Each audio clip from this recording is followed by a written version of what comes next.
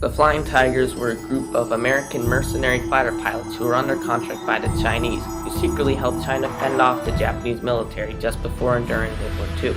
During the Second Sino-Japanese War, the Japanese took all of Manchuria and most of China.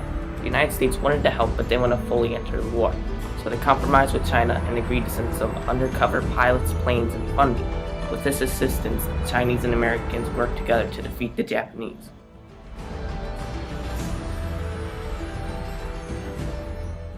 The Japanese Zero came bearing down at 330 miles per hour. We both had our machine guns blaring, and just as we were about to collide, he blew up right in front of me. I never touched a piece of the wreckage either.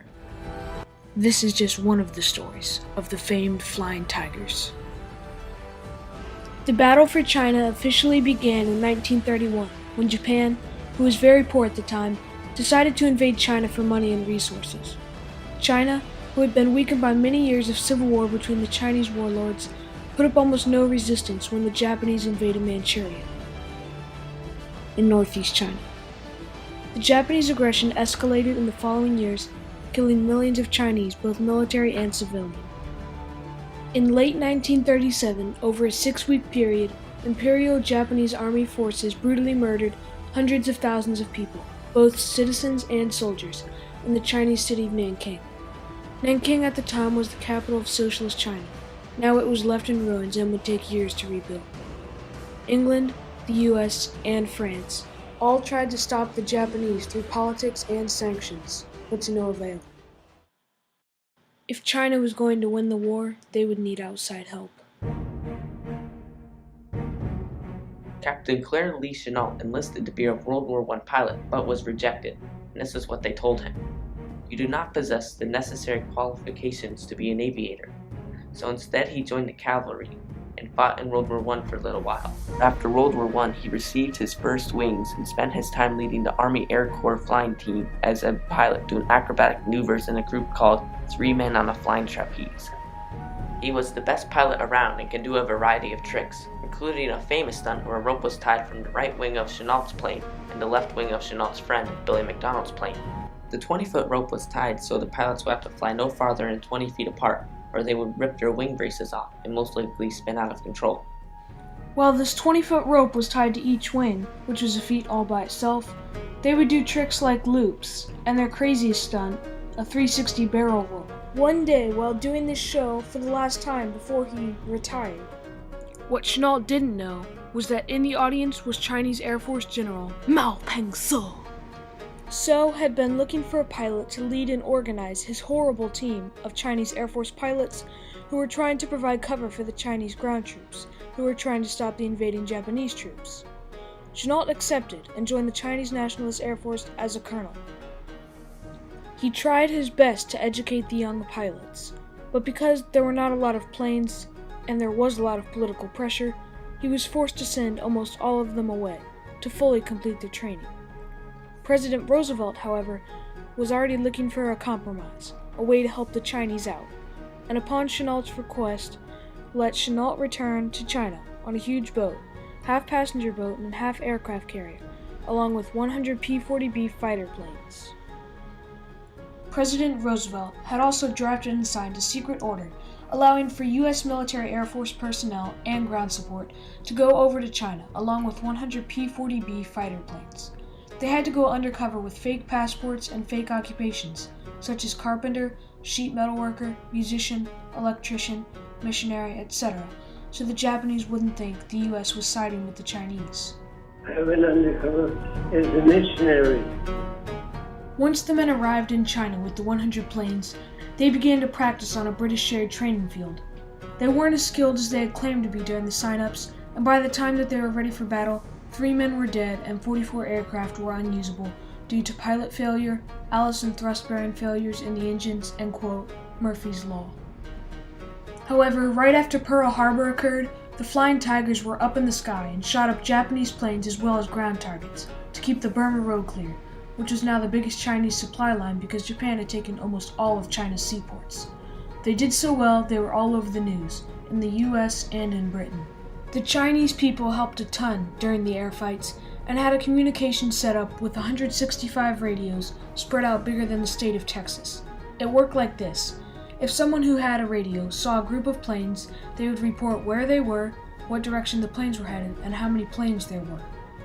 If they were flying in the direction of an American airbase, Natl would order some of his men up into the air when the Japanese planes were about 50 miles away. They would then fly very high. Once they were above the Japanese, they would dive with extreme speed, scaring the Japanese out of formation, making them easy targets to pick off one by one. This method saved thousands of gallons of aviation fuel. Plus, the Flying Tigers didn't have to hunt down the Japanese. The Japanese just flew right towards them. This strategy worked till the end of the war. Since Natl was the leader, and they couldn't risk him being killed in training, he just taught the American mercenaries to fly the P-40s. He also taught the crew to fix and maintain the planes. The crew members and crew chiefs would get up in the morning and service the planes. This meant they would put the bombs under the wings, fill them up with fuel, and put oil in the aircraft. Natl taught the pilots many things about aerial combat and was like a coach to his team. He was known to be like a drill sergeant since he was pretty rude. He had a lot of experience and knowledge that he passed on to the pilots. He was extremely smart, despite the fact he was not a graduate of West Point or any other military school besides the Air Corps, and he always explained all of his plans to his pilots and made them practice the plans until it became routine.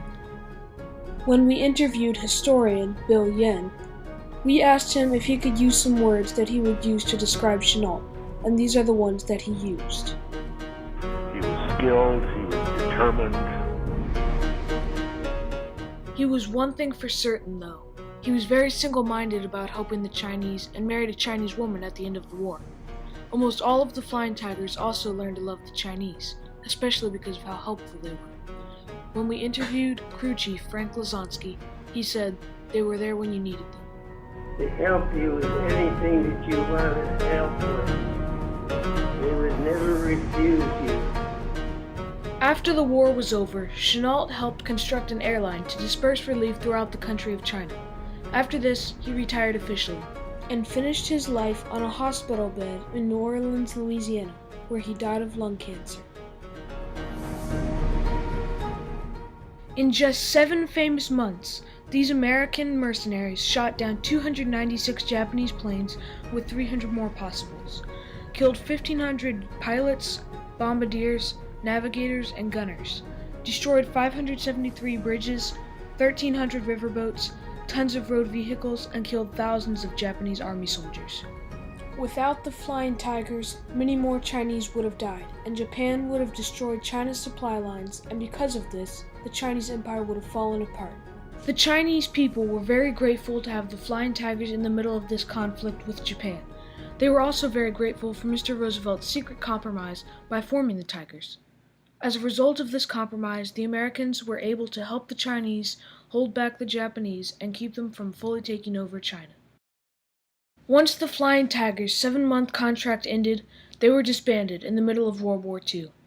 However, they were given the option to join the U.S. Air Force, which was now in China, but only 5 of the Tigers joined. The rest of the Tigers went back to America and lived their lives out with fond memories of their time spent in China. The Flying Tigers are a substantial piece of American and Chinese history because China needed help when the Japanese invaded. However, America didn't want to enter the war. So instead, President Roosevelt compromised and sent military personnel as mercenaries instead of U.S. soldiers. Once America entered the war after Pearl Harbor, the Flying Tigers gave hope to the American people, while America was losing in most other parts of the war at that time. Thanks to this compromise in the middle of this conflict with Japan, millions of Chinese lives were saved.